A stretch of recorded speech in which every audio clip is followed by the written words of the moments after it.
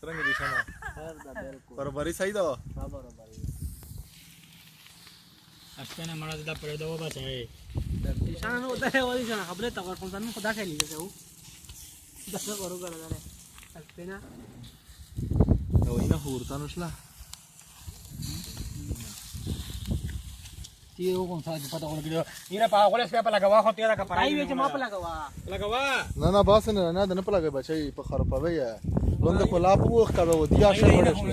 دا